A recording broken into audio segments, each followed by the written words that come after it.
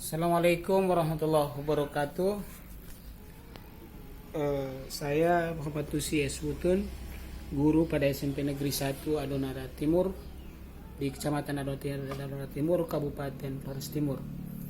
Saat ini saya berada di Sekretariat Lembaga Silaturahim dan Komunikasi Watan Lamahala. Dalam hal ini tepatnya di ruang bacanya, ruang perpustakaannya, ruang favorit saya. Ya. Pada kesempatan ini saya coba melihat beberapa dokumen sekolah yang pernah dibuat. Dalam hal ini adalah RPS atau Rencana Pengembangan Sekolah yang kita kenal hari ini dengan EDS. Baik, terkait EDS atau RPS ini, yang saya ketahui bahwa cukup bagus yang disebut dengan RPS integratif, yang mana RPS ini dia memuat tentang rencana sekolah, kondisi dasar sekolah. Terus nanti dari kondisi ini, data dasar ini dia akan proyeksikan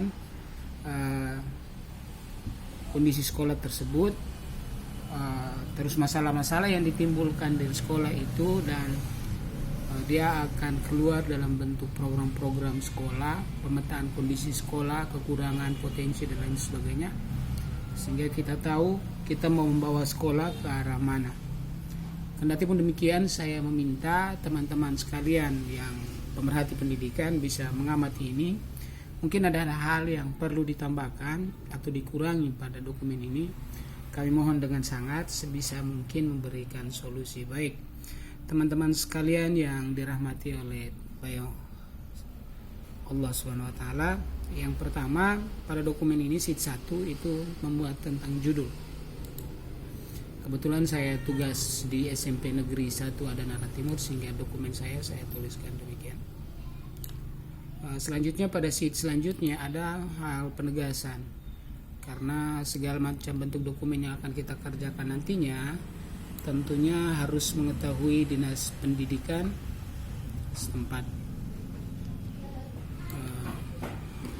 Setelah itu pada sheet yang ketiga memuat tentang data dasar. Nah, data dasar ini ada beberapa bagian. Di antaranya jumlah siswa semua usia dari 3 tahun sebelumnya sampai dengan hari tahun ini, yang mana tahun ajaran hari ini adalah 2020-2021, sehingga data yang kita butuhkan adalah dari 2017,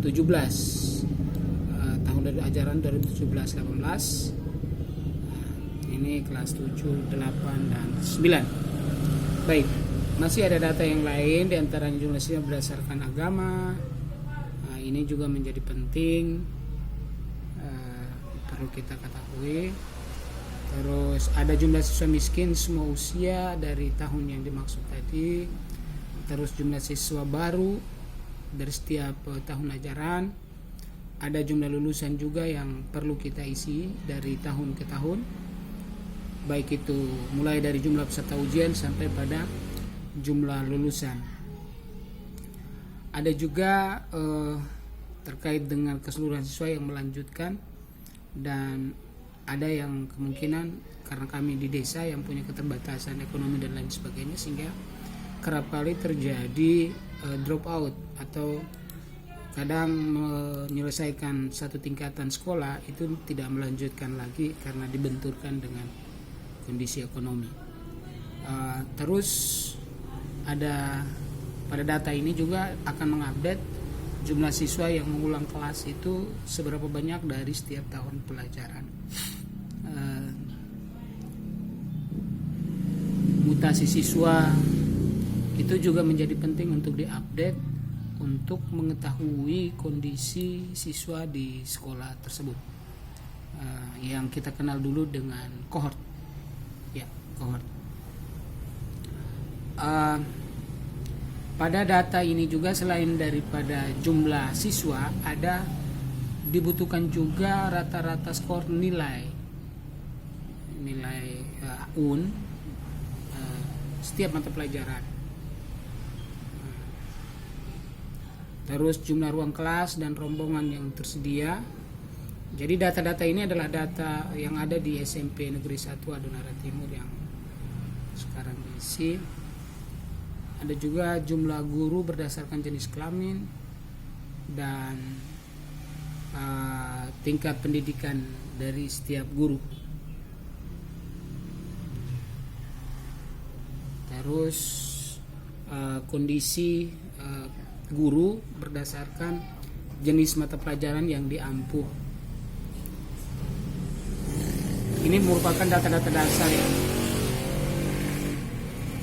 Terus kondisi jumlah buku, baik itu buku pegangan guru, buku pegangan siswa, buku pedagogik atau buku umum lainnya pun menjadi penting untuk diupdate. Selain itu ada perlengkapan ruangan kelas juga menjadi penting untuk diupdate. Ini ya, kursi guru di kelas, meja guru dan lain sebagainya, papan tulis, lemari, rak buku. Nah ini semuanya didata. Sumber air.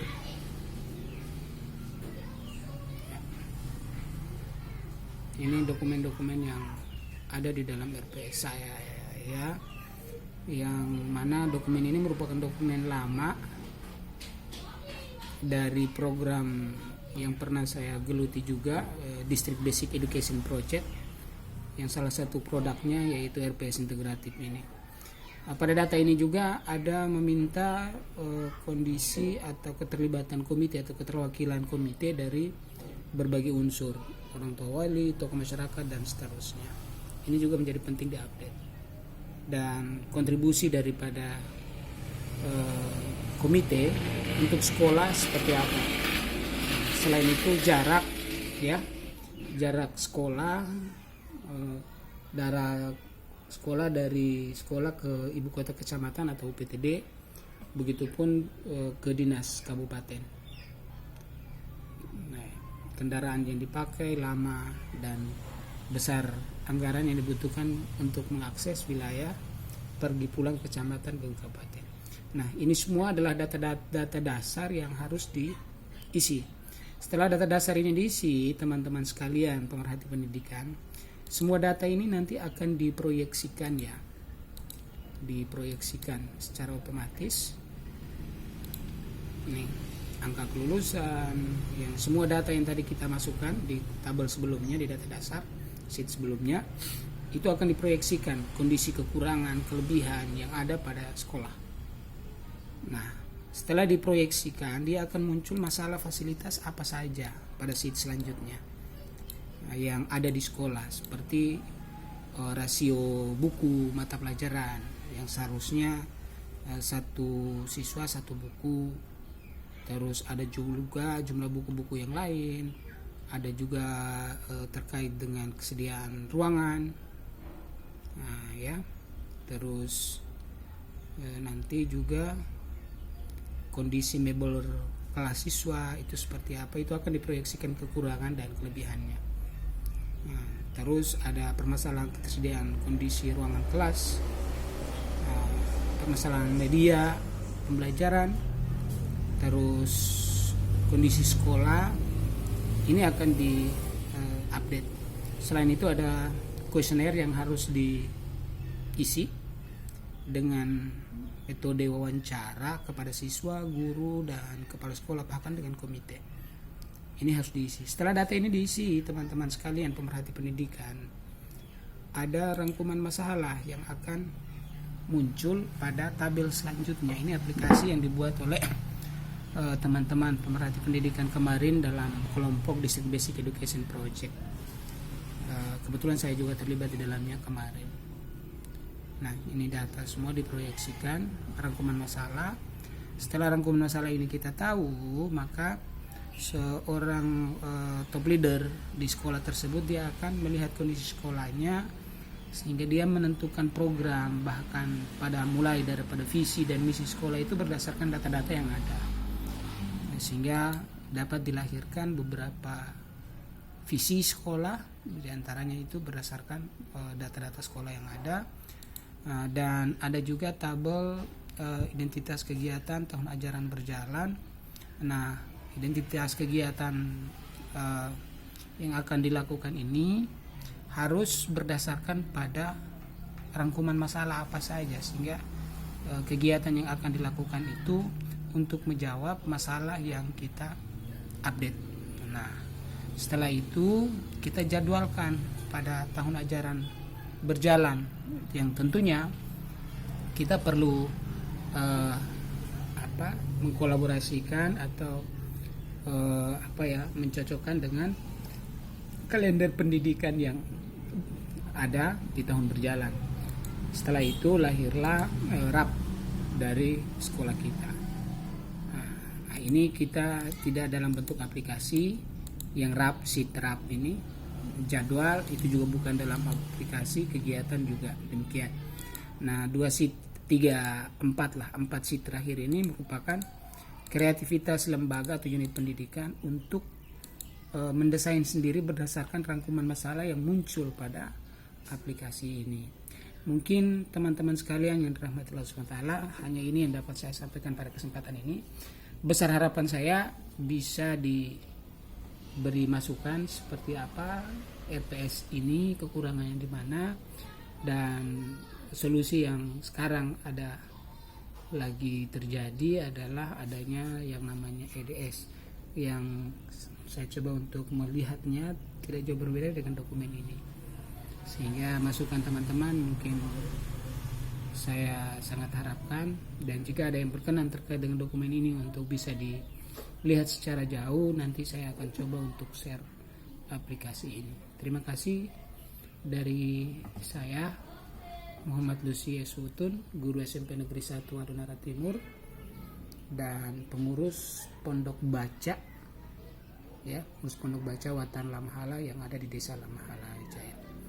Terima kasih ya. Assalamualaikum warahmatullahi wabarakatuh.